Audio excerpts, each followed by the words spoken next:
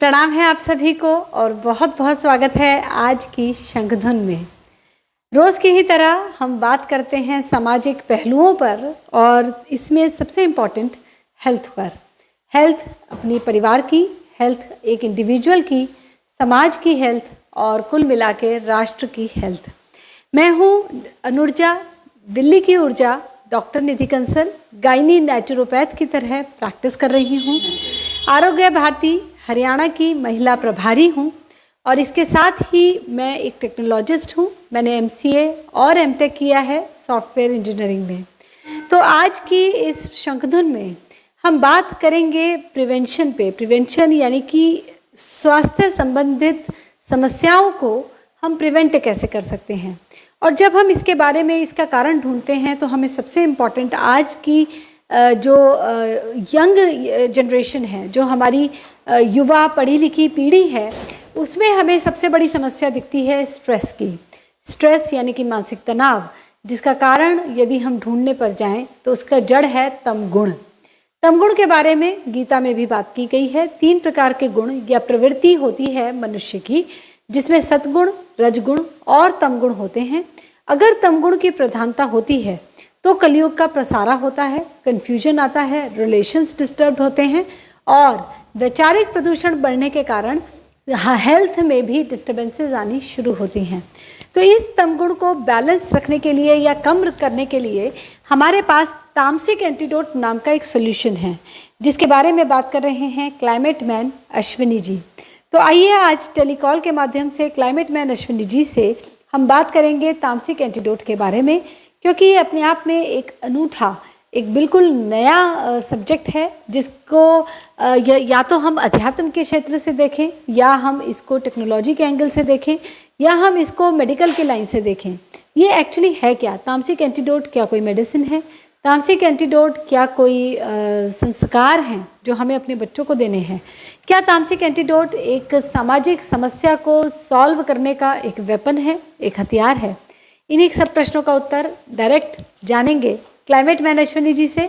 टेलीकॉल के माध्यम से उनसे जुड़ने का प्रयास करते हैं।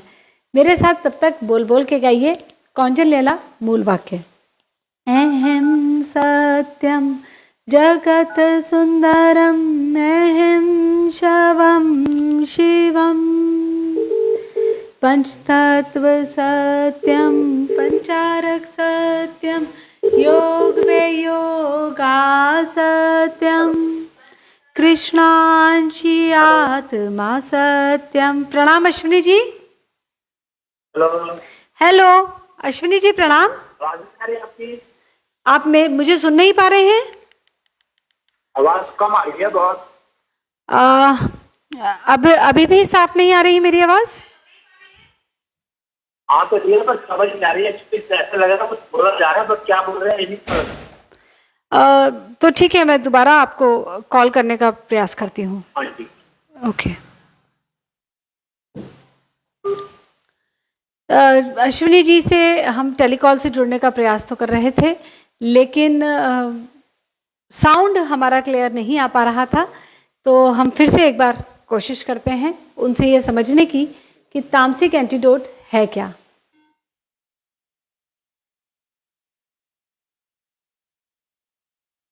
तामसिक एंटीडोट के बारे में जितना मैं अब तक समझ पाई हूँ, मैं आपको ज़रूर बताना चाहूँगी। सबसे पहले हमें तम गुण को समझना होगा कि तम गुण का मतलब क्या है। तम गुण का मतलब है कन्फ्यूजन का बढ़ जाना। तम गुण का मतलब है अंधकार का बढ़ जाना जीवन में। कई बार हम अपने आप को मानसिक अवसाद में पाते हैं, या हम अपने सामने वाले को देखते हैं कि ये चीज़ों को ठीक प्रकार से समझ नहीं पा रहे। कन्फ्यूजन इनकी लाइफ में ज़्यादा है, अपनी हेल्थ को लेकर, या अपने करियर को लेकर, या अपने रिलेशंस को लेकर भी हम अक्सर डिस्टर्ब्ड रहते हैं, या किसी न किसी तरह के उलझन में रहते हैं। सही और गलत के बीच में निर्णय नहीं ले पाते हैं। और सबसे इम्पॉर्टेंट कि धीरे धीरे हमारी हेल्थ, हमारा शरीर, हमारा मन, हमारा बुद्धि एक लय में काम नहीं कर पाते। तो आइए टेलीकॉल के माध्यम से फिर से अश्विनी जी से एक बार कनेक्ट करने का प्रयास करते हैं। फिर ना आप एक बार चेक। हेलो आपको अब मेरी आवाज आ रही है? प्रणाम अश्विनी जी। हाँ, अश्विनी जी, आपका बहुत बहुत स्वागत है आज की शंखधुन में। और आज हम तामसिक एंटीडोट पर आपसे बात करना चाहते हैं। जी। तो तामसिक एंटीडोट हमें ऐसा लगता है कि एक सॉल्यूशन है तम गुण को बैलेंस में रखने का या कम करने का। जी। और तमगुण की वजह से ही आज के इस एरा में, जिसे हम कलयुग कहते हैं, इतनी ज़्यादा हेल्थ प्रॉब्लम्स हैं या फिर लाइफ में, रिलेशंस में, करियर में कई तरह के डिस्टर्बेंसेस हैं जिनको हम पुट टुगेदर कह सकते हैं कि ये सब तमगुण की प्रधानता के कारण होता है, क्योंकि इसी से कन्फ्यूजन बढ़ता है। तो अब प्रश्न ये उठता है कि तामसिक एंटीडोट क्या है? क्या ये किसी तरह की कोई मेडिसिन है, या क्या ये कुछ संस्कार हैं जो हमें अपने बच्चों को देने हैं, या ये कोई टेक्नोलॉजी है? ये इंजीनियरिंग का क्षेत्र है, संस्कार का, अध्यात्म का क्षेत्र है, या मेडिकल का? तामसिक एंटीडोट है क्या? तामसिक एंटीडोट क्या है, उससे पहले हमें बहुत सारी चीजें समझनी पड़ेंगी, तब जाकर के तामसिक एंटीडोट समझ में आएगा। ये एक स्टेटमेंट होता है मार्केट में, जैसा अन्न वैसा मन, ये सुना होगा। हाँ जी। एक नॉर्मली ये कहा जाता है घरों में, खासकर हिंदुस्तान के परिवारों में तो कहा ही जाता है कि जैसा अन्न वैसा मन। इसका तो स्पीकर कहाँ है? ये बहुत स्पीकर कहाँ है? इम्पोर्टेंट स्टेटमेंट है समझने के लिए कि इसका मतलब क्या है। अगर हम इस स्टेटमेंट को सीधा सीधा समझे कि जैसा खाएंगे वैसा हमारा मन बनेगा, तो ये तो बहुत गलत हो जाएगा। क्यों? क्योंकि आपको भूख लगती है तो आप खाना खाते हो। अगर आपको भूख ही नहीं लगेगी तो आप खाना क्यों खाओगे?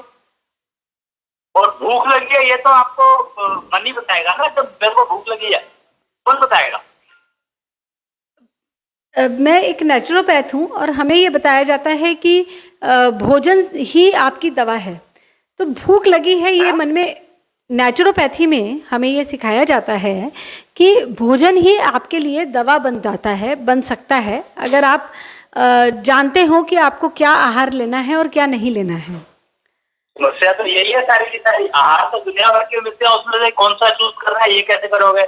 चलो ये एक बात की बात है, कुछ खाने को जब भूख लगी है तो कुछ खाएगा ही इंसान, लेकिन भूख लगी है ये कैसे पता लगेगा? प्रॉब्लम तो यहाँ पर ये है कि जैसा अन्न वैसा मन। अरे तो अन्न खाओगे, मन कहेगा कि भूख लगी है तभी तो खाओगे, नहीं तो खाओगे क्यों? या तुम हर समय खाते ही रहोगे? ऐसे थोड़ी होता है कि तुम हर समय खाते रहते हो। हर समय खाते रहोगे तो पेट अपने आप ही खराब होगा, नेचुरल सी बात है। क्या खा रहे हो वो तो एक बात की बात है, क्या खा रहे हो उससे पेट खराब होगा या नहीं होगा एक ये सवाल हो सकता है, लेकिन हर समय खाते रहोगे तो डेफिनेटली पेट खराब होगा। और भूख लगी है तो आप उस समय में कुछ भी खा लो। अगर आपको अच्छी भूख लगी है तो उस समय में आप कुछ भी खा लोगे तो आपका पेट खराब नहीं होगा, गारंटी है। और कुछ भी का मतलब ये नहीं है कि आप कूड़ा उठा के खा लो, ऐसा तो नहीं करोगे ना, वो भी आपका बंद करेगा। अगर कूड़ा खाने का तो आप खाओगे ही ना। बात तो यहाँ पर मन की है कि मन डिफाइन करता है क्या खाना है, या खाने के बाद मन बन जाता है, कैसा बन जाता है। तो जैसा अन्न वैसा मन जो है वो जेंडर बेस्ड होता है। यहाँ पर जो मेन मोटा मुद्दा समझने वाला है वो ये है कि ये जो स्टेटमेंट है, वाक्य है, ये जेंडर बेस्ड है, क्योंकि मन जो है वो जेंडर पर आधारित होता है, तन जो है वो भी जेंडर पर आधारित होता है, लेकिन मन भी जेंडर पर आधारित होता है। ये बात कौन समझेगा? कैसे समझेंगे ये बात लोग? जेंडर कॉन्ट्राडिक्शन बहुत बड़ी रिसर्च हुई थी और पीछे उसके रिजल्ट आए थे, प्रतिशत किताब भी है उसके ऊपर कोई। तो जेंडर कॉन्ट्राडिक्शन के बारे में किसी को ज्ञान ही नहीं है कि भैया तन का जेंडर होता है ये तो दिखाई दे रहा है, पर मन का भी जेंडर होता है, इसको कौन समझेगा? और अगर मन का जेंडर नहीं पता तो आप कुछ भी खा लो, आपको नुकसान करेगा ही करेगा, 100% गारंटी है। कुछ भी खा लो आप। नेचुरोपैथी बिल्कुल बेकार है अगर हाँ बिना भूख के खाते हो तो। असूल है ये। हमें जब भूख लगती है हमें तब भोजन करना है, लेकिन बीमारियां तो फिर भी आती हैं, और ये तो हमारे ऋषि मुनि ने ही बताया है कि जैसा खाएंगे अन्न वैसा बनेगा मन। पहली बात तो ये है, कि भूख लगी है कि नहीं लगी है, ये घड़ी डिसाइड करती है या तुम डिसाइड कर रहे हो। एक ये बहुत इशू, और जेंडर कॉन्ट्रडिक्शन। ये जेंडर, मन के जेंडर को जब तक हम नहीं समझेंगे कि मन का जेंडर है, तब तक आपको जैसा अन्न वैसा मन काम कैसे करेगा भाई? कर ही नहीं सकता। बेकार है ये स्टेटमेंट, यूजलेस है। क्योंकि काम करती है, स्टेटमेंट यूजलेस है पर काम करती है। और जब तक यूजलेस है, जब तक आपको मन के जेंडर का नहीं पता लगेगा, आपकी नेचुरोपैथी, आपकी आयुर्वेद, आपकी एलोपैथी, आपको होम्योपैथी, हर चीज, पूरा सिस्टम, मेडिकल सिस्टम ही बेकार। जब तक आप मन के जेंडर पे काम नहीं करेंगे या मन के जेंडर को नहीं समझेंगे कि मन का भी जेंडर होता है। मन के तो 2 ही जेंडर होते हैं, बल्कि मन के 3 जेंडर होते हैं। तो तामसिक एंटीडोट, मन अच्छा चलो, अब हम तामसिक एंटीडोट की बात कर रहे थे, उससे शुरू हुए थे तम गुण। तो गुण जो है किसकी प्रवृत्ति, गुण क्या है? क्या गुण भोजन है? भोजन के गुण हो सकते हैं, पर गुण क्या है? रज गुण क्या है? सत्गुण क्या है? और तम गुण क्या है? गुण तो मन से रिफ्लेक्ट होंगे ना। गुण तो मन के ऊपर डिपेंडेंट है। 3 गुण है, और तीनों गुण जो है, गुण सारे के सारे इनफैक्ट मन के ऊपर डिपेंडेंट है। और अगर आपका सत्गुण प्रधान है, मतलब अगर नॉर्मल छोटी सी भाषा में समझे तो आपका अगर सत्गुण प्रधान है तो आपको प्रॉब्लम आएगी नहीं कोई। अगर आप उसको मेंटेन कर पा रहे हैं तो यहाँ पर फर्क है। ये सत्गुण प्रधान है, पर आपको पता ही नहीं है कि आपका सत्गुण प्रधान है, तो क्या करोगे आप? अगर आपका सत्गुण प्रधान है और आपको पता लग गया, लेकिन आपके पेरेंट्स ने आपको जब पालने पोसने का काम किया, या माँ ने आपको पालने का काम किया गर्भ के अंदर, तो सर्वगुण सिखाने लग गई, तो आप क्या करोगे? आप रोक नहीं सकते उसको कि नहीं, मेरे को ये नहीं सीखना। वो रजगुण सिखाने लग गई, रजगुण सिखाएगी तो तमगुण बढ़ेगा ही।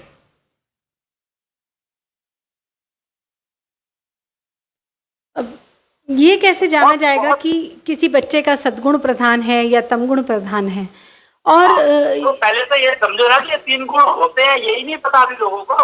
और ये किसके होते हैं, तन के होते हैं कि मन के होते हैं, ये बात तो समझो।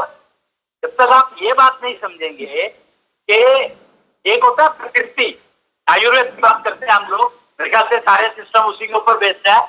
और जितना भी ये आपकी पैथोलॉजी लैब है, ये सारी की सारी तो प्रकृति के ऊपर ही आधारित है। वात, पित्त, 3 दोष होते हैं, आयुर्वेद में 3 दोष बताए गए हैं, वात, पित्त, कफ। हाँ जी, और इनके कॉम्बिनेशन, ठीक है। तो ये 3 दोष ही तो है। तो सारी ये, इसको प्रकृति कहा गया है। अगर आप आयुर्वेद को जानते हैं या नेचुरोपैथी को समझते हैं या एलोपैथी को समझते हैं या मेडिकल की कोई भी एग्जिस्टिंग लाइन को समझते हैं आप, तो या कोई भी एग्जिस्टिंग लाइन को, फ्यूचर में आने वाली लाइन को, तो ये 3 चीजें तो समझ में आती है। ये 3 दोष तो है ही, वात, पित्त, कफ। ठीक है, ये 3 चीजें। और ये तीनों दोष तो किसी भी जेंडर में हो सकते हैं, तो इट इज जेंडर इंडिपेंडेंट। हाँ, तो दोष की बात कर रहे हैं हम, लेकिन जब गुण की बात करेंगे तो ये से समस्या है, ये बहुत बड़ी समस्या है कि जब हम जो उसकी बात करेंगे, प्रवृत्ति, एक दूसरा शब्द है प्रवृत्ति। एक प्रकृति हुआ जो मैंने बताया, जिसमें 3 दोष देखे जाते हैं, और एक होता है प्रवृत्ति। तो अपनी प्रवृत्ति को ठीक रखने के लिए हमें अध्यात्म का सहारा लेने के लिए कहा जाता है, पूजा पाठ करें, अच्छे विचार मन में रखें। पहले प्रवृत्ति समझो तो सही कि प्रवृत्ति है क्या। बाकी तो चीजें बहुत बात की है। प्रवृत्ति के 3 गुण होते हैं, बात समझने वाली है यहाँ पर कि प्रवृत्ति के 3 गुण होते हैं, सद्गुण, रजगुण और तमोगुण। हम तामसिक एंटीडोट की बात कर रहे हैं, इसके बारे में तामसिक एंटीडोट की बात कर रहे हैं, सात्विक एंटीडोट की बात तो कर नहीं रहे, ना ही हम रज एंटीडोट की बात कर रहे हैं। रज से जो भी बनेगा राजसी। तो इन तीनों गुणों के बारे में तो गीता में श्री कृष्ण ने भी बताया है कि 3 गुण है किस चीज के, ये तो अभी तक नहीं पता किसी को। कृष्ण ने तो बहुत कुछ बताया, पर कृष्ण को बेचारे को सुनता कौन है, मानता कौन है? आज की तारीख में हम लोग धन्वंतरी से आगे जाने को तैयार नहीं है। समस्या यही है सबसे बड़ी कि आज की तारीख में पूरा आयुर्वेद ले लो, एक्चुअली आयुर्वेद नाम ही उसको गलत दे दिया। इसका मतलब उसको धन्वंतरी ज्ञान कहना चाहिए था। जब हम आयुर्वेद की बात करते हैं तो हम मनुष्य के आयु की बात कर रहे हैं, और जब हम धन्वंतरी ज्ञान की बात कर रहे हैं तो हम खाने पीने की बात कर रहे हैं। तो खाने पीने में और आयु में तो बहुत फर्क है भाई। सतयुग में तो खाना खाया ही नहीं जाता था। अगर आपका सद्गुण प्रधान हो और आप मेंटेन करो तो आपको रोटी खाने की जरूरत ही नहीं पड़ेगी। आप हवा से ही सारे गुण ले सकते हो, अपना पूरा भोजन ले सकते हो हवा से। हाँ, मुझे ऐसे कुछ लोगों ने बताया कि उन्होंने 3 सालों तक भोजन ग्रहण ही नहीं किया और तो सिर्फ सूर्य की ऊर्जा से ही मतलब ये हुआ ना कि आपका नेचुरोपैथ और आयुर्वेद तो सब गया। नहीं, वो एक नेचुरोपैथ प्रैक्टिशनर ही रहे हैं और उन्होंने ही मुझे बताया कि वो 3 सालों तक उन्होंने भोजन ग्रहण ही नहीं किया, सिर्फ सूर्य की ऊर्जा से ही उन्होंने अपने शरीर को चलाया। लेकिन उनका कहना ये भी था कि भोजन ही हमारी दवा है। नहीं, मैं यहाँ पर ये कह ही नहीं रहा हूँ। मैं ये कह रहा हूँ सिर्फ कि अगर आपका सद्गुण प्रधान है, इसका मतलब तो सद्गुण होना ही नहीं चाहिए। अगर ये मेडिकल साइंस को चलाना है तो सद्गुण को भूल जाओ, ये यही कहने की कोशिश का मतलब ये समझने की कोशिश तो करें कि प्रवृत्ति जो है वो ही डिफाइन करती है प्रकृति को। अगर प्रवृत्ति को समझ लो और प्रवृत्ति को मेंटेन करो, अब प्रवृत्ति जो है बदली नहीं जा सकती। प्रवृत्ति ही प्रकृति को डिफाइन करती है। क्या प्रवृत्ति ही प्रकृति को डिफाइन करती है? प्रवृत्ति को मेंटेन ना कर पाओ तो प्रकृति बनती है। बात यहाँ पर ये है क्योंकि दोष, प्रकृति जो दोष बताती है। हाँ जी, प्रकृति गुण तो नहीं बताती, प्रकृति तो गुण दोष बताती है। दोष तो आप में तब आएंगे ना जब आप अपनी प्रवृत्ति को मेंटेन नहीं कर पा रहे हो। हाँ, ओके। तो प्रकृति रहेगी नहीं। अगर आप प्रवृत्ति को मेंटेन कर ले तो प्रकृति रहेगी नहीं, यानी दोष रहेंगे ही नहीं। अगर हम प्रवृत्ति को मेंटेन कर लें तो दोष रहेंगे ही नहीं। जो प्रकृति में दोष आते हैं हमें पता, यहाँ पर रूल यही है कि हमें पता होना चाहिए कि हमारी कौन सी प्रवृत्ति है। कैसे पता लगेगी? ये कैसे, उसको फिर कैसे मेंटेन करेंगे ये क्या कौन बताएगा? हम तो अपनी प्रवृत्ति को बदल पाते हैं ना। जैसे पहले हमारे मन में बड़े खराब विचार आते थे, अब हम सत्संग में जाते हैं या ध्यान करते हैं तो अब हमारे मन में अच्छे विचार आते हैं, तो हमने अपनी प्रवृत्ति को बदल लिया। अच्छा और जी, अच्छा खराब तो कुछ होता ही नहीं है। कोई चीज किसी के लिए अच्छी है, कोई किसी के लिए खराब है। यही तो दोष क्यों आते हैं? दोष आते ही इसीलिए कि एक चीज जो मेरे लिए अच्छी है दूसरे के लिए खराब है, तो दोनों एक ही चीज कर रहे हैं, जेंडर बेस्ड। इसीलिए मन का जेंडर समझना बहुत जरूरी है कि आपके मन का जेंडर क्या कह रहा है, वो क्या चाहता है, वो तो वो करवा ही लेगा तन से। तन के जेंडर की तो कोई वैल्यू ही नहीं है एक्चुअली देखा जाए तो, क्योंकि तन के जेंडर से तो मन का जेंडर जो चाहता है वो। हेलो हेलो, आवाज आ रही है कि नहीं आ रही? हाँ जी, बीच में 2 सेकंड में के लिए गई।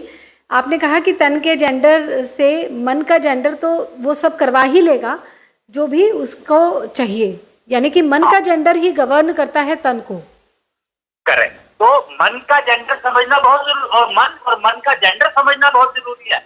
मन की प्रवृत्ति 3 होती है, सद्गुण, रजोगुण और तमगुण। पर जेंडर बेस्ड है ये। अगर जेंडर जो है फीमेल जेंडर है मन का, मैं मन की बात कर रहा हूं, तो मन का अगर फीमेल जेंडर है तो उसमें कौन सा गुण प्रधान है ये समझना बहुत जरूरी है।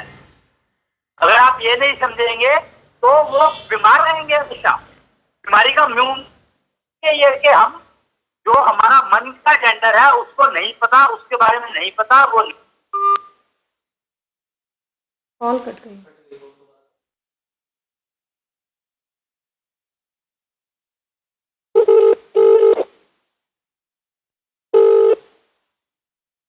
हेलो हेलो, हाँ जी, माफ कीजिएगा, कॉल डिस्कनेक्ट हो गई थी। एक बार ऑडियो चेक कर लें प्लीज। तो आप कुछ नहीं, आप मुझे ये बता रहे थे कि मन का जेंडर पता करना जरूरी है और उसके बाद ये जानना जरूरी है कि कौन सा गुण प्रधान है। प्रवृत्ति, प्रवृत्ति क्या है, मन के जेंडर की, मन का जेंडर और मन की प्रवृत्ति, ये दो चीजें जानना समझना अति आवश्यक है। अगर आप निरोगी काया जिसको कहा गया है, जो एक है ना निरोगी काया घर में माया, तो सब सुख मिलते हैं। हाँ जी। तो निरोगी काया अगर आप चाहते हैं तो आपको मन की प्रवृत्ति और मन की प्रवृत्ति जानना बहुत जरूरी है और मन का जेंडर जानना बहुत जरूरी है। तो ये दो चीजें जान करके फिर अगर आप अपने जीवन को चलाएंगे तो गारंटीड है कि आपको कोई समस्या जीवन में आएगी नहीं। आवाज आ रही है? हाँ जी, आपकी आवाज़ आ रही है। आपने ये बताया कि दो चीज़ें हमें जाननी होती हैं, एक तो मन का जेंडर और एक मन की प्रवृत्ति। और क्या अश्विनी जी, ये दोनों ही चीज़ें हमारी जन्म के समय ही निर्धारित हो जाती हैं? ये दोनों चीजें निर्धारित तो हो जाती है आपकी गर्भ में आने से ही। वो जो गर्भ संस्कार जिसको कहा जाता है, तो गर्भ संस्कार का मतलब ये होता है कि कैसे गर्भ होगा ये नहीं, गर्भ संस्कार का मतलब होता है कि बच्चा जब गर्भ में आ गया है तो उसके बारे में पहले ये समझो कि उसकी प्रवृत्ति क्या है और उसका वो क्या है, गुण क्या है, मन का गुण क्या है और मन का जेंडर क्या है, मन की प्रवृत्ति क्या है और मन का जेंडर क्या है, ये समझना बहुत जरूरी है। जब गर्भ में आ जाता है तो गर्भ संस्कार का मतलब है कि फिर जब गर्भ में आए बच्चे के दोनों चीजें पता लग जाए तो फिर उसको अपब्रिंगिंग करो, यानी गर्भ में पालो, उसका संस्कार ये होना चाहिए, गर्भ संस्कार।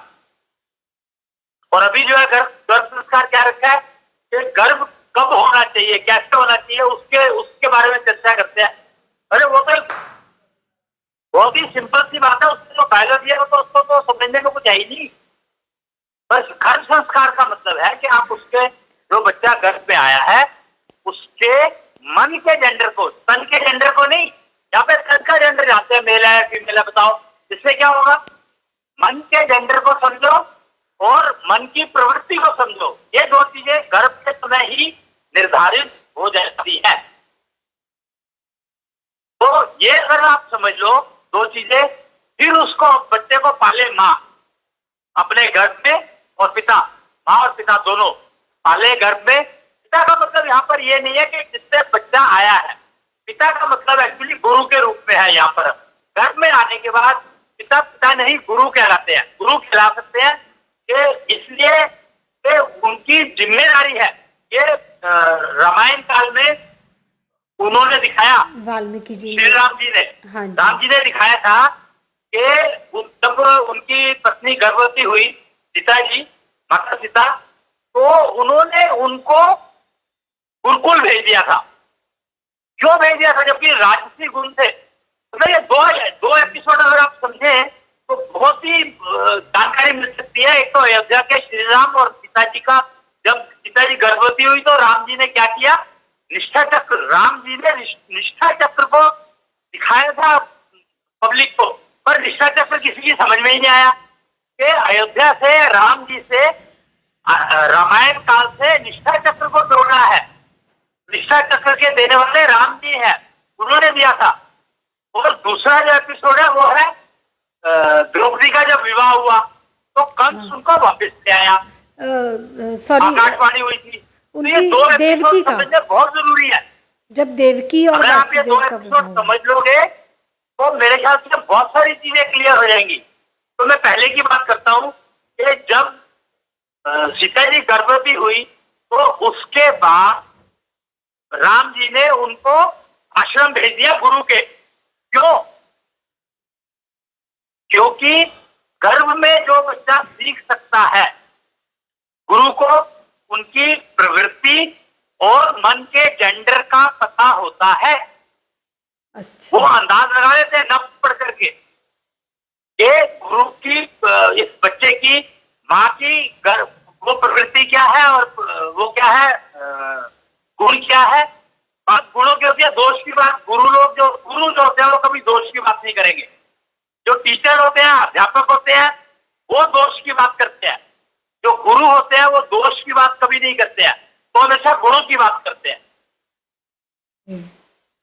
एक गुण को समझो, गुण को मेंटेन करो, उसको इंप्रूव करो, आपके दोष अपने आप खत्म हो जाएंगे, ये गुरु कहते हैं। ओके। तो इसीलिए वो कहा गया है कि गुरु वही होता है जो चेले को, शिष्य को अपने समान बना ले। पर क्या वो अपने समान बना सकता है? इसमें कबीर जी का दोहा भी है शायद एक। तो पर वो क्या अपने समान बना सकता है? नहीं बना सकता, लेकिन रास्ता दिखा सकता है अपने समान बनने का। कैसे? तो वो आपके प्रवृत्ति को और आपके मन के जेंडर को समझेगा, उसको पता होगा आपका मन और जेंडर क्या है, क्योंकि गुरु का मन और मन का जेंडर जो है और मन की प्रवृत्ति अलग है, और जो सामने शिष्य बैठे उसके अलग है। दोनों की एक ही थोड़ी होगी।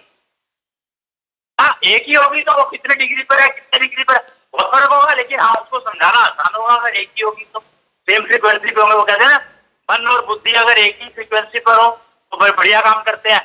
तो यहाँ पर एक ही फ्रीक्वेंसी पर नहीं होने चाहिए, तो होना जरूरी नहीं है, लेकिन दोनों सिंक्रोनाइज हो। सिंक्रोनाइज का मतलब क्या होता है? ये बहुत जरूरी है समझना, ये मैथमेटिक्स है। ये सिंक्रोनाइज का मतलब बराबर होना नहीं होता है, इक्वल होना नहीं होता है। सिंक्रोनाइज का मतलब रिलेटिव होना भी नहीं होता है। सिंक्रोनाइज होने का मतलब होता है कि अगर मेरी जो मन की फ्रीक्वेंसी 8 है, मेरी हार्ट बीट, मतलब हार्ट बीट से सिंक्रोनाइज होने चाहिए और अपनी हार्ट बीट से सिंक्रोनाइज होने चाहिए। चाहे वो 8 फ्रीक्वेंसी, उसकी मन की फ्रीक्वेंसी 10 हो और बुद्धि की फ्रीक्वेंसी 1000 हो, लेकिन अगर आपके बुद्धि की हार्ट बीट जो है वो ठीक है, दोनों से मिलती है, दोनों उसके साथ चलते हैं, तो आप समझो वो हो गए, आप योगी हो गए। योगी उसी को कहा जाता है जो कर्मयोगी। कर्मयोगी उसी को कहा जाता है जिसका मन और बुद्धि हार्ट बीट के साथ सिंक्रोनाइज होकर के चलती है, उसी को कहा जाता है। तो इसमें मन और मन की जेंडर और मन की प्रवृत्ति, ये दो चीजों का ही रोल बहुत इंपॉर्टेंट है, समझने वाला है। और इसका डायग्नोस्टिक सिस्टम, ये एक तो अश्विनी कुमार हुए हैं, ब्रह्मा जी के मानस पुत्र, एक शरद कुमार हुए हैं, तो और धन्वंतरी वो बहुत बाद में हुए हैं। धन्वंतरी ज्ञान जो है वो खाने पीने से रिलेटेड है, जड़ी बूटियों से रिलेटेड है, यानी वनस्पति जगत से रिलेटेड है। पतंजलि का योगा, योग और प्राणायाम और योगा से रिलेटेड है। आहार, वो 8 नियम बताए गए हैं, 8 नियम पतंजलि के, आप अष्टांग उसके भी बाद आए हैं, धन्वंतरी जी के बाद आए हैं ये जी। तो धन्वंतरी से पहले क्या? तो धन्वंतरी जी से पहले था आयुर्वेद। हाँ जी। अब यहाँ पर फर्क समझिए, आयुर्वेद और धन्वंतरी ज्ञान में फर्क समझना बहुत जरूरी है। आयुर्वेद का मतलब जो आयु की बात करे, आरोग्य का मतलब है जो निरोगी काया की बात करे। आरोग्य का मतलब धन्वंतरी ज्ञान नहीं है। आरोग्य का मतलब अगर धन्वंतरी ज्ञान जो पेट का ध्यान रखे, हाँ जी, खून का ध्यान रखे, आपके अंदर खून में जो है दोष ना आने दे। धन्वंतरी ज्ञान कहता है कि आपको वो खाना है उस समय में जो कि आपके ब्लड में दोष ना आने दे। ठीक है, क्योंकि पैथोलॉजी सारी उसी ज्ञान पर आधारित है। ओके, समझे कि नहीं? और पैथोलॉजी लैब में फूड टेस्ट किया जाता है, यूरिन टेस्ट किया जाता है, ब्लड टेस्ट किया जाता है और स्पिट टेस्ट किया जाता है। वो जो करते हैं ना, वो क्या लगाते हैं उसको, हाँ जी, जीभ के ऊपर टेस्ट करने के लिए कुछ करते हैं, गले टेस्ट करने के लिए, सलाइवा टेस्ट, जो भी, हाँ जी, सलाइवा टेस्ट। हाँ, तो ये सारे के सारे क्या है, ये ब्लड से ही तो जनरेट होते हैं। पहले ब्लड, उसके बाद ये सारी चीजें। हाँ जी। तो वेस्ट जो आपका, ये बेसिकली वेस्ट है जो टेस्ट करते हैं सारे, जो दोष टेस्ट करने हैं ना, दोष तो आप वेस्ट में ही टेस्ट कर सकते हो। जब गुणों की बात करोगे तो वेस्ट में गुण आते ही नहीं है। वेस्ट में अगर गुण होते तो फिर वेस्ट पे होता हो। वेस्ट को रिसाइकिल करके गुण दिए जाते हैं उसमें। तो रिसाइकलिंग की प्रोसीजर समझना बहुत जरूरी है। तो धन्वंतरी ज्ञान और आयुर्वेद में फर्क समझना बहुत आवश्यक है। वो ये है कि धन्वंतरी ज्ञान जो है वो कहता है कि आप में दोष नहीं आने चाहिए, उसके हिसाब से आप अपना आहार विहार करो। और आयुर्वेद कहता है कि लंबी आयु के लिए अपने मन की प्रवृत्ति को समझो और मन के जेंडर को समझो, तभी आप अपनी आयु को लंबा कर सकते हैं, आयु को अच्छा कर सकते हैं, जीवन को समृद्ध बना सकते हैं। एक ना जीवन शब्द में ही बहुत कंफ्यूजन है। जीवन का मतलब जिंदा आदमी, नो। जीवन का मतलब है पारिवारिक जीवन, आपका पारिवारिक जीवन। अगर कोई पूछता है ना कि आप कैसे हो, तो आप अपने बारे में बताओगे, लेकिन आपका जीवन कैसे चल रहा है अगर पूछे कोई, तो आपको अपने परिवार के जीवन के बारे में बात करनी है। हाँ जी, मेरा पारिवारिक जीवन बहुत अच्छा चल रहा है। ये बहुत इंपॉर्टेंट है शब्द समझने। शब्द का खेल है। हिंदी भाषा को टेक्नोलॉजी की भाषा कही जाती है। ये भाषा के साथ कंपैरिजन करना शुरू कर दिया। बताओ, अरे कोई भाषा दुनिया में है ही नहीं जो टेक्नोलॉजी को बता सके हिंदी के अलावा। हिंदी ही एकमात्र भाषा है जो टेक्नोलॉजी को बता सकती है, सिखा सकती है, समझा सकती है। क्योंकि हिंदी जो भाषा है उसका जो अक्षर ज्ञान है वो आपके मन के ऊपर डिपेंड करता है। मन ड्राइव करता है, मन की वाइब्रेशन से बोला जाता है। बाकी सारी भाषाएं जो है डीप की वाइब्रेशन से बोली जाती है। हाँ जी, बहुत फर्क है। बाकी सारी भाषाओं की बात कर रहा हूं मैं, सिर्फ एक हिंदी को छोड़ करके बाकी सारी भाषाएं, इवन संस्कृत, सारी भाषाओं की बात कर रहा हूं मैं। हाँ जी, संस्कृत आपको टेक्नोलॉजी कभी नहीं सीखने देगी, गारंटीड है, क्योंकि वो तो अपने आप में टेक्नोलॉजी है। जो चीज टेक्नोलॉजी है उसको समझने के लिए जो भाषा चाहिए वो हिंदी ही काम करेगी और कोई कर नहीं सकती। संस्कृत को एज टेक्नोलॉजी यूज कर सकते हो आप, ताकि संस्कृत को एज भाषा। तो कन्वर्सेशन संस्कृत में करोगे तो आपको बीमार नहीं होगे आप, लेकिन संस्कृत आती नहीं किसी को, क्योंकि वो तन से, जीभ से बोलते हैं, मन से नहीं बोलते। मन से अगर आप संस्कृत में कन्वर्सेशन शुरू कर दो तो आप बीमार नहीं होगे। आपके जो गुण है, प्रवृत्ति है, वो मेंटेन होनी शुरू हो जाएगी। जेंडर की बात नहीं कर रहा हूं मैं, आप गुण की बात कर रहा हूं कि अगर आप संस्कृत भाषा में कम्युनिकेशन करते हैं मन से, मन की संस्कृत भाषा से, तो आपको आपकी प्रवृत्ति जो है मेंटेन होनी शुरू हो जाएगी ऑटोमेटिकली। लेकिन यहाँ पे प्रॉब्लम क्या है कि प्रॉब्लम है जेंडर। मन का जो जेंडर है उसके हिसाब से आपको भाषा का उपयोग करना पड़ेगा। अगर आपका फीमेल जेंडर है तो अलग तरह से करना पड़ेगा, मेल जेंडर है तो अलग तरह से करना पड़ेगा, न्यूट्रल जेंडर है तो अलग तरह से करना पड़ेगा। भाषा एक ही है Sanskrit. Communication, way of communication is dependent on the gender of the mind. मन के जेंडर पे डिपेंड करेगा वो। तो ये जो चीजें जब तक हमारे जो हेल्थ केयर के लोग हैं वो नहीं समझेंगे, हेल्थ केयर के कम्युनिटी नहीं समझेगी, तो कोई बात नहीं। हेल्थ केयर जो करने वाले हैं वो समझे या ना समझे मैं नहीं कह सकता, पर पब्लिक को समझना पड़ेगा ये बात। हेल्थ केयर अगर करनी है अपने जीवन को, अपने आप को अपना गुरु बनाना है, तो एक तो ये समझो कि पिता जो है बच्चे के गर्भ में आने तक पिता है, उसके बाद वो गुरु होना चाहिए, मार्गदर्शक होना चाहिए। यहाँ पर गुरु का मतलब है मार्गदर्शक। माँ को गुरु कहा जाता है, बच्चे की पहली गुरु। जब बच्चा पैदा हो जाता है तो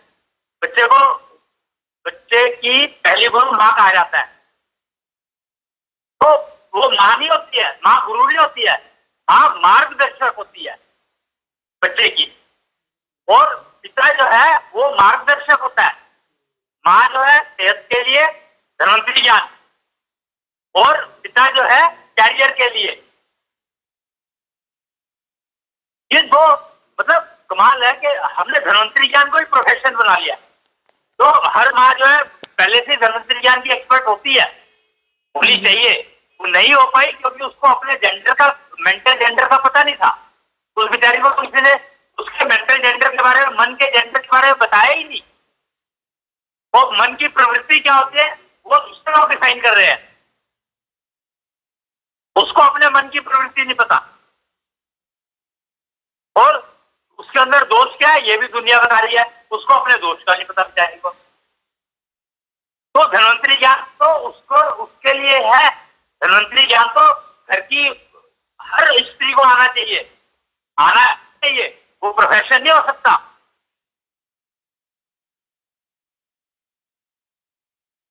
धन्वंतरी ज्ञान से आप किचन चलाते हैं, आहार विहार, और उसकी जिम्मेदारी कन्या को दी गई है। अच्छा, ये भी एक बड़ी कमाल की चीज है कि कन्या को क्यों दी गई है भाई ये जिम्मेदारी? वो कन्या इसमें गड़बड़ कहां कर देती है अगर करती है तो, और ये पुरुष को क्यों नहीं दी गई?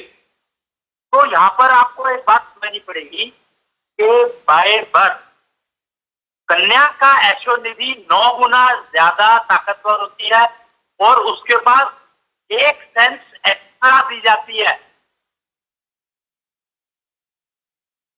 मतलब टोटल जो है 5 सेंसेस दी गई है सबको, तो कन्या को 6 दी गई है, तो छठी सेंस जो है धन्वंतरी ज्ञान के लिए दी गई है। मतलब छठी सेंस का जो सबसे ज्यादा उपयोग है वो है ही धन्वंतरी ज्ञान में। ओके, तो फीमेल जड़ी बूटियों की पहचान, फीमेल को तो अच्छा है कि उसकी पहचान by birth naturally six sense मिलती है फीमेल को, तो इसलिए वो धन्वंतरी ज्ञान पर आधारित ही अपनी किचन चलाएगी बाय डिफ़ॉल्ट। लेकिन उस समस्या यहाँ आती है कि उसे अपने ही मेंटल जेंडर या मानसिक प्रवृत्ति के बारे में नहीं पता होता, जिसकी वजह से उसकी सिक्स्थ सेंस भी डिस्टर्ब हो जाती है और वह धन्वंतरी ज्ञान पर आधार बनाकर धन्वंतरी ज्ञान को अपना घर या रसोई नहीं चला पाती। एग्जैक्टली। तो ये इतनी बड़ी कॉन्ट्राडिक्टरी प्रॉब्लम है कि जिम्मेदारी नेचर ने दिया, हमने थोड़ी दिया। पुरुष थोड़ी देता है जिम्मेदारी, किसी को कोई भी नहीं देता। ये नेचर ने सिक्स सेंस दिया तो उसके साथ जिम्मेदारी भी दी है। अगर आपको 5 सेंसेस दिया, आंखें दी है, तो आंखें देखने के लिए दी है, और बुरे और अच्छे का फर्क समझ सको आप। और दिमाग दिया तो आपको अच्छा बुरा बोलना है, किसको अच्छा बोलना है, किसको बुरा बोलना है, ये समझ करके बोलना है। जबान इसलिए दी है, स्वाद अच्छा स्वाद है, खराब स्वाद है, ये समझने के लिए दी गई है आपको सेंस। सुगंध की सेंस नाक को दी गई है, वो ये समझने के लिए दी गई है कि ये सुगंध है या दुर्गंध है। डिसाइड तो मन करेगा ना, क्योंकि सुगंध है या दुर्गंध है। नाक को तो गंध आई है। मेंटल जेंडर अगर आपका तो आप कैसे उसको, आपका जो फिजिकल जेंडर है उसने तो आपको गंध दे दी, और आपका मेंटल जेंडर डिसाइड करेगा कि ये जो गंध है ये सुगंध है या दुर्गंध है। ठीक है। तो सब ये चीज अगर आपका मेंटल जेंडर नहीं पता आपको, तो आप डिसाइड कैसे करोगे? पर ये डिफरेंशिएट तो बुद्धि करती है ना, हमारी ब्रेन ये सारा। जब बुद्धि से कनेक्टेड नहीं है तो बुद्धि कैसे करेगी डिसीजन? जैसे हमें कान में आवाज आई गाड़ी का हॉर्न बज रहा है, तो हमारा ब्रेन हमारी टांगों को कमांड करता है कि हटो यहाँ से, भागो, पीछे गाड़ी आ रही है। किसने कहा? सिस्टम ऐसे होता है कि सारी इंद्रियां अपना अपना संदेश मन को देती है, और मन को देती है क्योंकि वो महाभारत देखो ना, महाभारत में गीता ने, आप गीता की बात करिए, गीता ने कहा है कि इंद्रियों में इंद्र का राजा मन, वो मैं हूं। तो इंद्रियों का राजा का मतलब इंद्रियां सारी राजा अपने राजा को तो रिपोर्ट करेंगी। हाँ जी। और हॉर्न की आवाज है तो कानों ने सुनी, खाली कानों ने थोड़ी सुनी, तो वो वाइब्रेशन तो रिसीव आपकी बॉडी ने भी करी, सोचा स्किन ने भी तो करी। फिर वो हॉर्न कितनी दूर बज रहा है वो स्किन ही तो बताएगी। कान से हमें पता लगता है ना कि आवाज कितनी दूर से आ रही है, किस डायरेक्शन से आ रही है। वो आपको ये तो आपको लगता है ना कि कान से लगता है, क्योंकि जानकारी नहीं है ना, वही तो सेंसेस की जानकारी तो है ही नहीं ना अभी। वो तब तक नहीं हो सकती जब तक आपको अपने जेंडर का नहीं पता होगा, क्योंकि जेंडर कंट्राडिक्शन की वजह से कंफ्यूजन आ जाते हैं, चीजें समझ में नहीं आती। पर फंडामेंटल रूप से जो कनेक्शन समझो कि जब आपके इंद्रिया कनेक्टेड ही मन से है तो बुद्धि के बाद जाएगा ही नहीं कुछ भी। तो ये तो हमें पता ही है कि हमारे शरीर को बुद्धि चलाती है, हमारे शरीर को ब्रेन ही ऑर्डर देता है। तो फर्क हो गया ना। आप शरीर को सेंसेस में शरीर को गिनोगे क्या? नहीं। आप कर्मेंद्रियों और ज्ञानेंद्रियों में फर्क कंफ्यूज कर रही हो। हमारी कर्मेंद्रिया ज्ञानेंद्रियां। और ज्ञानेंद्रिया दो अलग चीजें हैं। तो शरीर जो है कर्मेंद्रिया चलाती है और ज्ञानेंद्रिया तो ज्ञान सिर्फ मन को दे देती है, फिर कर्मेंद्रियों को बुद्धि चलाती है। अच्छा, तो मन बुद्धि को ट्रांसफर कर देता है, मैसेज भेज देता है। पूरा कंबाइन करके पांचों सेंसेस के मैसेज को कंबाइन करके वो बुद्धि को दे देता है। अच्छा, और फिर विचार के रूप में, फिर विचार बुद्धि के रूप में विचार आ गया। अच्छा, तो हमें वो विचार का पता बना लगता तब जब है। पांचों सेंसेस के मैसेज को मेल किया और एक मैसेज विचार बना दिया मन ने, और वो विचार बुद्धि को दे दिया। तो हमें अब बुद्धि तय करेगी कि उसका काम किस कर्मेंद्रिय से क्या काम लेना है। अच्छा, ठीक है ना? और ये हम आज तामसिक एंटीडोट की बात करनी हमने शुरू की थी। आपने बताया कि 3 प्रकार की प्रवृत्तियां होती हैं, सत, रज और तम, जिसे हम गुण कहते हैं, और ये जन्म के समय, गर्भ के समय ही बच्चे के निर्धारित हो जाती हैं। तो तामसिक एंटीडोट जितना मैं समझ पाई हूँ वो तम गुण को बैलेंसिंग या कम करने के का एक तरीका है। अगर किसी बच्चे का गर्भ से ही यहाँ पर बड़ी सिंपल सी एक लॉजिक है। ये 3 प्रवृत्तियां पर जो सत्युग की सत्य गुण की प्रवृत्ति है उसके लिए कोई एंटीडोट नहीं है, जरूरत नहीं है, क्योंकि बहुत बढ़िया करता है। जब रजगुण की बात करते हैं तो दोनों आ जाते हैं, पर बैलेंसिंग कर लो दोनों में तो चल जाता है। तो बैलेंसिंग करोगे कैसे? अगर रजगुण में सत्गुण जो है, रजगुण के अंदर अगर सत्गुण जो है प्रभावी है तो आपको प्रॉब्लम होगी नहीं, और अगर आपका तमगुण प्रभावी है तो प्रॉब्लम होगी। प्रवृत्ति तो प्रभावी है तो उसको हमें बैलेंस करने के लिए, कम रिड्यूस करने के लिए, या उसके प्रभाव को कम करने के लिए तामसिक एंटीडोट। मतलब अगर माँ को ये बात पता लगी कि मेरे गर्भ में एक बच्चा है, शिशु है, और उसका सद्गुण प्रभावी है, तो माँ को कुछ केयर लेने की नीड नहीं है। तमगुण प्रभावी है। क्यों नहीं है? क्यों नहीं है? क्यों नहीं है भाई? क्यों नहीं है? ये क्या मतलब हुआ? क्यों नहीं है? तो क्योंकि आपका जो आपके सद्गुण और जो माहौल का सद्गुण है उसमें पे वो थोड़ी सद्गुण होगा। मतलब अरे वो बच्चे का सद्गुण है, बच्चे के मन का सद्गुण है, पर माँ का सद्गुण क्या है? माँ का गुण क्या है? प्रवृत्ति क्या है? और पिता की प्रवृत्ति क्या है? गुरु की प्रवृत्ति क्या है? जो घर का माहौल है, जो उसके आसपास जो लोग हैं उनकी प्रवृत्ति क्या है? सारों का इफेक्ट तो आएगा उसके ऊपर। तो अब माँ को क्या करना है? उनका ये प्रॉब्लम है कि वो सीखेगा बहुत जल्दी। तो अब माँ को क्या करना है ऐसे में? हाँ, तो पहले माँ को अपने इसका पता होना चाहिए, जेंडर का, और अपने उसका, तो फिर बच्चे के उसका पता होना चाहिए। वह अपने को बैलेंस करे और अपने उसको जो भी उसका गुण है उसको बैलेंस करे, अपने जेंडर को समझे, फिर अकॉर्डिंगली उसको बच्चे को वो बच्चे के तमगुण को, बच्चे के गुण को समझे और बच्चे के जेंडर को समझे। फिर ये चारों का एटलीस्ट इन चारों का कॉम्बिनेशन समझ करके फिर एंटीडोट को खरीदे और उसका उपयोग करे। तो तामसिक एंटीडोट क्या है? क्या ये कोई मेडिसिन, कोई इंजेक्शन है? हाँ, सिस्टम है, पूरा मशीन, पूरा मेडिकल सिस्टम है भाई, हेल्थ केयर का मेडिसिन है। इसमें आप मेडिसिन भी है, मतलब सब कुछ है इसके अंदर। पांचों तत्व है, 24 मॉलिक्यूल का बना हुआ है ये। तामसिक एंटीडोट 24 मॉलिक्यूल से बनता है और ये हमें खरीदना पड़ता है। तामसिक एंटीडोट फर्क ये है, देखो बात को समझो, फर्क क्या है? अभी के जो existing medical health care system भी 24 मॉलिक्यूल नहीं बने हैं। हाँ जी, उसमें भी कोई वो नहीं है कि मॉलिक्यूल कम जा रहा है, पर प्रॉब्लम ये है कि हमें अपना नहीं पता कि हमें क्या चाहिए, इसलिए हम ध्यान नहीं रख पाते कि हमें कौन से मॉलिक्यूल को थोड़ा बढ़ा करके देना है। एलोपैथी क्यों कामयाब हुई? इसीलिए कामयाब हुई तो उसमें वो एक पर्टिकुलर मॉलिक्यूल को बढ़ा देते हैं। अच्छा, और उन्होंने डायग्नोज करने में जो है गलती कर दी, डायग्नोज में वो दोष कर रहे हैं और गुण को बढ़ा रहे हैं। अश्विनी जी, एलोपैथी के कामयाब होने का रीजन ही एक है और प्रॉब्लम ही एक है उसके साथ कि उनका डायग्नोस सिस्टम जो है बहुत प्रिलिमिनरी है। वो उनको अगर डायग्नोस करना शुरू करे और उसके अकॉर्डिंगली जो है अगर गुण के अकॉर्डिंगली मेडिसिन दे मेरा तो उनकी सारी एलोपैथी से अच्छा कोई सिस्टम ही नहीं है। मेरा प्रश्न आपसे ये है कि सद्गुण या रजगुण प्रधान अगर किसी भी पर्सन का है तो क्या उसको भी तामसिक एंटीडोट चाहिए? चाहिए। क्यों? क्योंकि माहौल है, माहौल से वो माहौल से पकड़ेगा जिसका सत्गुण प्रधान। देखो फर्क, तुम सोचते हो कि सतयुग में सत्गुण प्रधान था, ठीक है? अच्छा, हाँ जी। तो फिर ये बाद में ये पढ़ के आए तो प्रॉब्लम आई क्यों?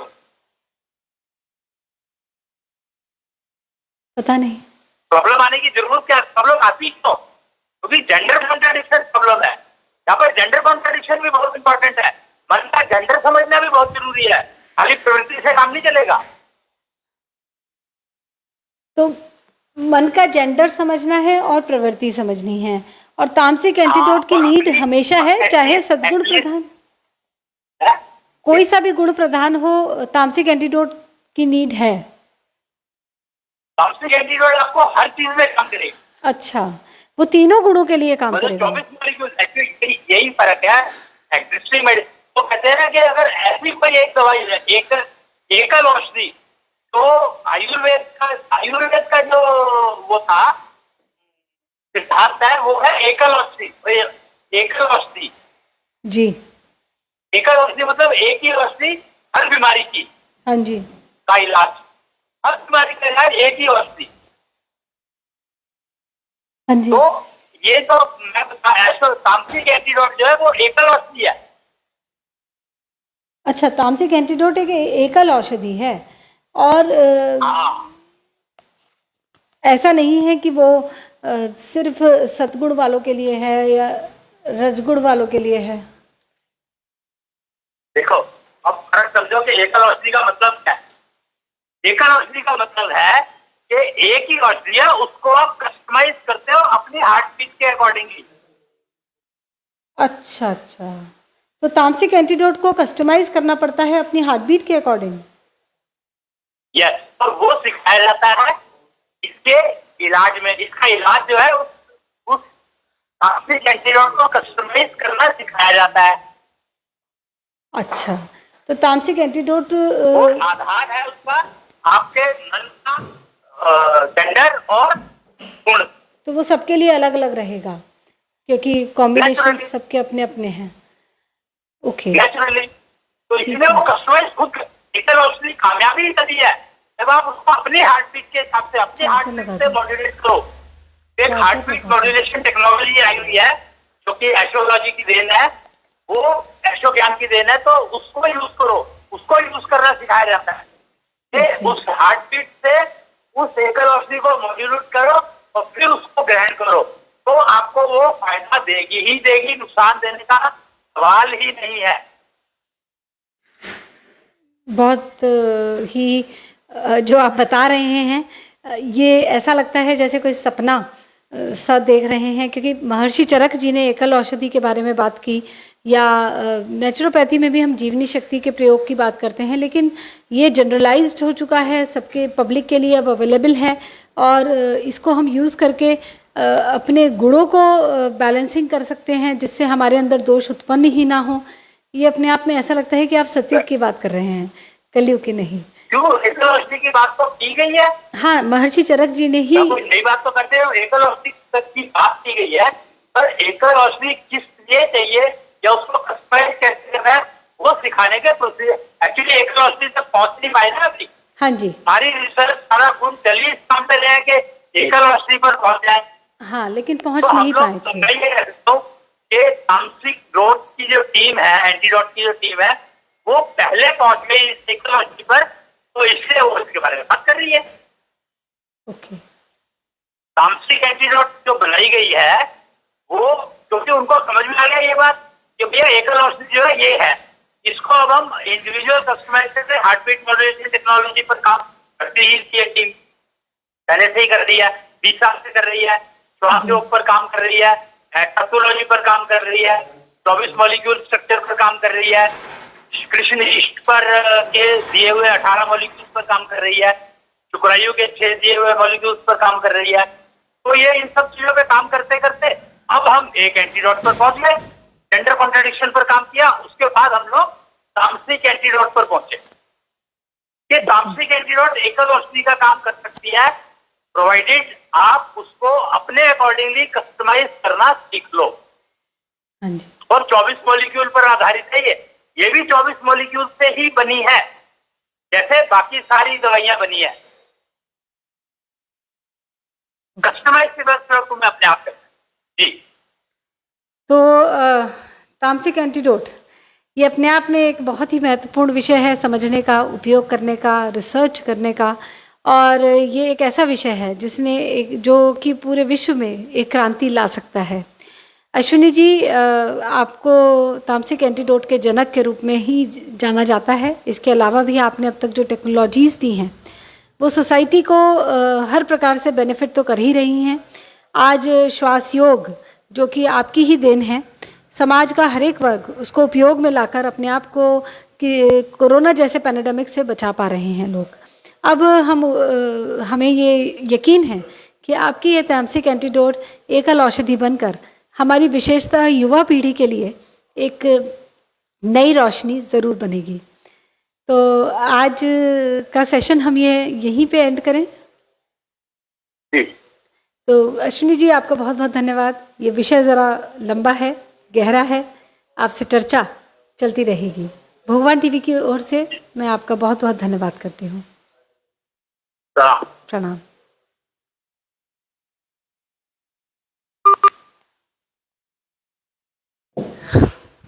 महर्षि चरक जी, जिन्हें हम आयुर्वेद के एक लैंडमार्क के रूप में देखते हैं, क्योंकि आयुर्वेद का आधार, जिसे आज हम आयुर्वेद कहते हैं, उसका आधार तो धन्वंतरी ज्ञान है। लेकिन इसको अगर सर्व समाज के लिए उपयोगी किसी ने बनाया है तो उसमें महर्षि चरक जी का नाम अग्रणी पंक्ति में लिया जाता है। महर्षि चरक जी ने ही एक श्लोक के माध्यम से ये बात बताई है कि एक दिन ऐसा आएगा कि मनुष्यता को एकल औषधि मिल जाएगी, यानी कि एक ही औषधि हर तरह की समस्याओं पर कार्य करेगी। इसी बात को नेचुरोपैथी ने जीवनी शक्ति या वाइटल फोर्स के नाम से भी बताया। नेचुरोपैथी ने यह माना कि पंचभूत से ये मनुष्य का शरीर बनता है। 5 महाभूत जिन्हें हम आकाश, पृथ्वी, जलवायु, अग्नि के नाम से जानते हैं, उनसे ही हमें कुछ प्रोडक्ट्स 5 भूत मिलते हैं, पानी, आग, प्रकाश या फिर हवा, जिनको उपयोग में लाके हम अपने शरीर को निरोगी रख सकते हैं। लेकिन इसके साथ साथ जीवनी शक्ति के महत्व को भी नेचुरोपैथ भली भांति समझता है, पर इसको कैसे उपयोग में लाना है या एकल औषधि क्या वाकई में संभव है, ये अभी तक भी एक रिसर्च का विषय रहा था, जिस पहेली को अब सुलझा लिया है प्रोफेसर अश्विनी जी अग्रवाल की टीम ने। तामसिक एंटीडोट के माध्यम से वो एक ऐसी दवा के बारे में बात कर रहे हैं जिसे एक इंडिविजुअल के लिए कस्टमाइज़ किया जा सकता है, क्योंकि हम सबकी प्रकृति, हम सबकी प्रवृत्ति, हम सबका मेंटल जेंडर अलग अलग है। इसलिए हम सब के लिए तामसिक एंटीडोट भी अलग अलग होगा। इस तामसिक एंटीडोट को अपनी हार्ट बीट के लिए हमें कैसे मॉड्यूलेट करना है, कैसे अपने लिए कस्टमाइज्ड करना है, ये हमें सीखना होगा। और अगर हम इसे सीख लेते हैं तो बहुत सरल है हमारे लिए हर प्रकार के कन्फ्यूजन्स या नेगेटिविटीज़ से, चाहे वो बीमारियां हों या किसी भी प्रकार के डिस्टर्बेंसेस हों, उनसे अपने आप को दूर रखना हमारे लिए पॉसिबल हो सकता है। मेंटल जेंडर और प्रवृत्ति के 3 गुण होते हैं, सत, रज या तम। कौन सा गुण प्रधान है या मन का जेंडर क्या है, ये गर्भ के समय में ही निर्धारित हो जाता है। और गर्भ संस्कार का संपूर्ण विषय का आधार यही होना चाहिए कि बच्चे का जो गर्भ में पलने वाला शिशु है, जिसके बारे में हम फिजिकल जेंडर भी कंफर्म रूप में नहीं कह पाते हैं, उसके मेंटल जेंडर क्या है, हम ये बात समझ भी सकते हैं, डायग्नोसिस कर सकते हैं, और ये डायग्नोसिस करने के बाद ही माँ बच्चे को सही डायरेक्शन में पाल सकती है।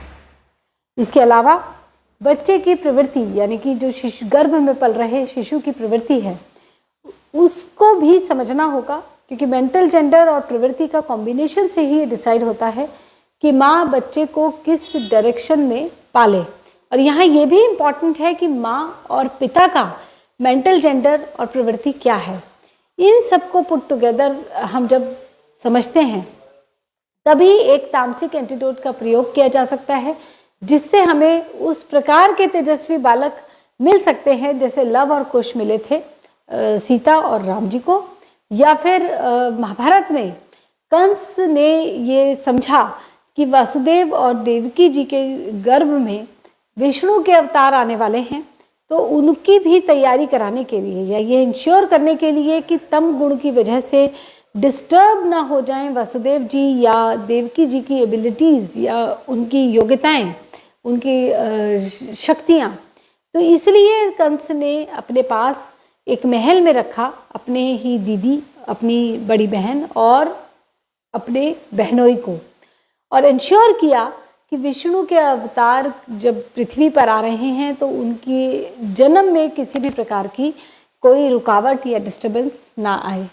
गर्भ संस्कार का महत्व हमें रामायण या महाभारत से समझ में तो आता है, लेकिन गर्भ संस्कार के प्रोसीजर में मेंटल जेंडर को डायग्नोसिस और प्रवृत्ति को समझना, उसका डायग्नोसिस एब्सोल्युटली इम्पॉर्टेंट है। ये बात बता रहे हैं क्लाइमेट मैन अश्विनी जी, तामसिक एंटीडोट वाले। तामसिक एंटीडोट के बारे में यदि आप और जानकारी चाहते हैं तो मेंटल वेल्थ नेटवर्क नाम के एक यूट्यूब चैनल पे आपको वीडियोस मिलेंगी, भगवान टीवी पे भी आपको कुछ वीडियोस ज़रूर मिलेंगी, और आप डायरेक्टली अश्विनी जी से भी टेलीकॉल के माध्यम से, व्हाट्सएप के माध्यम से बात कर सकते हैं। 9999909149 उनका मोबाइल नंबर है। आज के लिए इतना ही।